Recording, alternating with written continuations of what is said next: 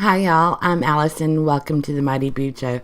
Today we're going to continue with my catch-up on my January videos by showing the first weekly layout that I did for January. And also I've got a little tip out that I decided to use for my mini challenge. So I'll be going over that as well. So here I've got a piece of cardstock left over from my scrapbooking days. And I'm just cutting out a little mitten, and this will be used later. But first we've got the grid for the weekdays, and I went really simple. It's just 6 equal boxes and one of a different size. So you can do it that way if you've got a day that you know there's not a lot going on. You don't need a lot of space, or you can adjust it and make it bigger. To create some contrast between the light shaded mitten with the page, I'm just going along the edges with my navy Tombow so it'll pop and stand out on the page. Be a little bit more visually interesting.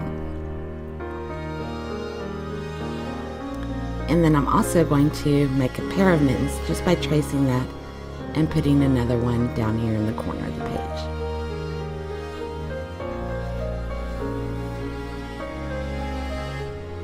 Now, since I'm trying to make a pair of mittens, I wanted to mimic the colors on the cutout. So by putting down a little bit of blue and then going over it with the little gray, it actually worked once it dried. It really looks close to the page or the paper.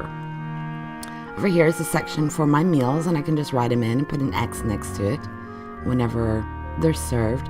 Or you could also use that for goals, whatever you wanted to do. Yeah, just getting the flip side. Now this is my morning challenge. What I've done is I want to do certain things in the morning to hopefully start my day out right.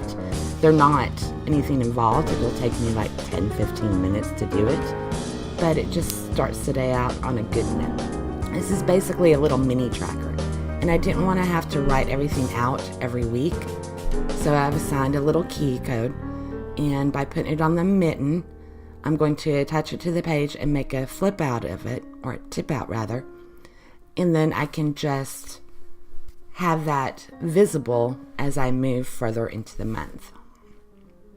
And here's where I'll mark down if I've done each task. And if I manage to do everything on the list, then I get to go back to my tracker at the beginning of the month, which you can see in my Setting Up 2018 part 1, and then, so if I achieve everything, I can go and color in that square.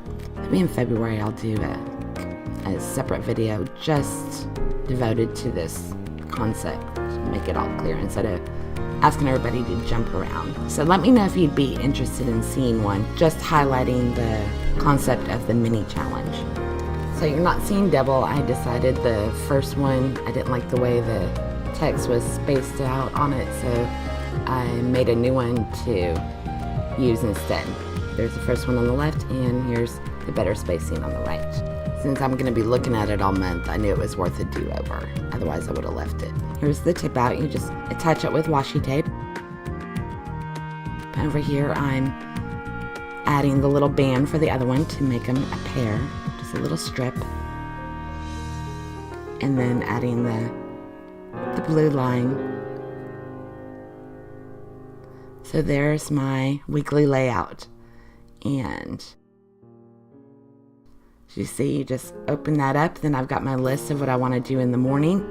I can check it off in my grid, and when I set up a new layout or a weekly layout, I'll still be able to see that and fold it back over. So that's a tip out. They're really good. This is the first time I've used one, and I'm excited to give it a go. Alright, so there we go. There's my main layout for the month of January.